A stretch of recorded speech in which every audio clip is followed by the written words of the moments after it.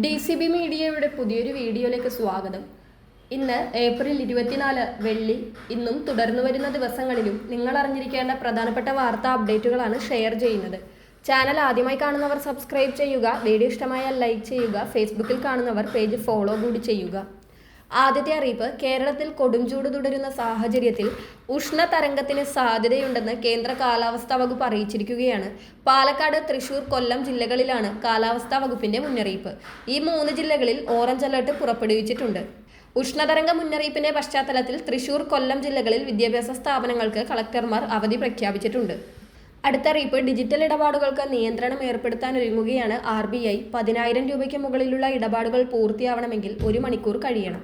Google പേ, phone പേ, Paytm പോലുള്ള UPI ആപ്പുകൾ വഴി 10,000 രൂപയ്ക്ക് മുകളിൽ അയച്ചാൽ അത് അയക്കുന്നയാൾക്ക് ലഭിക്കാൻ 1 മണിക്കൂർ കഴിയും. 2025 മാത്രം 28 ലക്ഷത്തോളം തട്ടിപ്പ് കേസുകളിലായി ഏകദേശം 22,931 കോടി രൂപ നഷ്ടപ്പെട്ടതായി നാഷണൽ സൈബർ ക്രൈം റിപ്പോർട്ടിംഗ് പോർട്ടലിലെ കണക്കുകൾ വ്യക്തമാക്കുന്നുണ്ട്. വ്യാജ കോൾ സെന്ററുകൾ, ഡീപ് ഫേക്ക് തുടങ്ങിയ നൂതന വിദ്യകൾ ഉപയോഗിച്ച് തട്ടിപ്പുകാർ ജനങ്ങളെ ചതിക്കുന്ന പശ്ചാത്തലത്തിലാണ് ഈ കൂളിംഗ് ഓഫ് പീരീഡ് സംവിധാനം RBI ആലോചിക്കുന്നത്. തട്ടിപ്പുകാരുടെ നിർബന്ധത്തിന് വഴങ്ങി പണമടച്ചാൽ പോലും പണം നഷ്ടപ്പെടാതിരിക്കാൻ ഗോൾഡൻ അവർ എന്നറിയപ്പെടുന്ന ഈ ആദ്യ മണിക്കൂർ ഉപഭോക്താവിന് നിർണായകമാണ്. ഈ സമയപരിധിക്കുള്ളിൽ പണം അയക്കുന്ന ആളുടെ അക്കൗണ്ടിൽ നിന്ന് തുക കുറയുമെങ്കിലും സംശയാസ്പദമായ ഇടപാടാണെന്ന് തോന്നിയാൽ അത് റദ്ദാക്കാനുള്ള സൗകര്യം ഉണ്ടായിരിക്കും. ഇടപാട് അസാധാരണമാണെന്ന് ബാങ്കിന് തോന്നിയാൽ ഉപഭോക്താവിന് മുന്നറിയിപ്പ് നൽകാനും വീണ്ടും സ്ഥിരീകരണം തേടാനും ഈ കാലതാമസം ബാങ്കുകളെ സഹായിക്കും.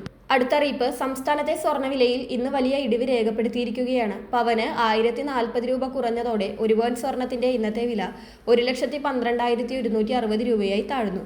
കഴിഞ്ഞ ദിവസങ്ങളിൽ സ്വർണ്ണവിലയിൽ വലിയ ഏറ്റക്കുറച്ചിലുകൾ ഉണ്ടായിരുന്നു. ഇന്നലെ മാത്രം 2 തവണ വിലയിൽ മാറ്റം വരികയും ഒടുവിൽ 1,13,200 രൂപയിൽ വ്യാപാരം അവസാനിക്കുകയും ചെയ്തിരുന്നു.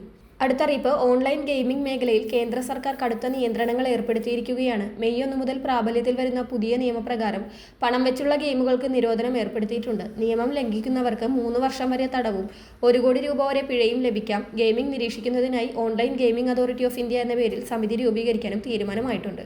അടുത്തറിയിപ്പ്, സ്ത്രീ സുരക്ഷാ പെൻഷൻ പദ്ധതിയുടെ 1000 രൂപയുടെ വിതരണം കാത്തിരിക്കുകയാണ് ഗുണഭോക്താക്കൾ. വിഷുവിന് മുൻപ് മറ്റു ക്ഷേമ പദ്ധതികളുടെ ആനുകൂല്യം വിതരണം ചെയ്തെങ്കിലും സ്ത്രീ സുരക്ഷാ പെൻഷൻ വിതരണം ഉണ്ടായില്ല. ഏകദേശം 1 ലക്ഷത്തോളം പുതിയ അപേക്ഷകൾ നിലവിൽ വെയിറ്റിംഗ് ലിസ്റ്റിൽ ഉള്ളതിനാൽ പുതുതായി അപേക്ഷ സമർപ്പിച്ചവർക്ക് ഈ മാസത്തെ വിതരണത്തിൽ തുക ലഭിക്കാൻ സാധ്യത കുറവാണ്. എന്നാൽ നേരത്തെ മുതൽ പെൻഷൻ ലഭിച്ചുകൊണ്ടിരുന്നവർക്ക് തടസ്സങ്ങളില്ലാതെ തുക ലഭ്യമാകും.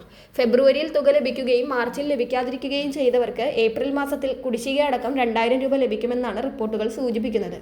സാധാരണ ക്ഷേമ പെൻഷൻ വിതരണ സമയമായ 25-ാം തീയതിയോടെയൊക്കെ സ്ത്രീ സുരക്ഷാ പെൻഷൻ അക്കൗണ്ടുകളിലേക്ക് എത്തുമെന്നാണ് നിലവിൽ ലഭിക്കുന്ന സൂചനകൾ. വളരെ പ്രധാനപ്പെട്ട ഈ വാർത്താ അപ്ഡേറ്റുകൾ മറ്റുള്ളവർക്കു കൂടി ഷെയർ ചെയ്യുക.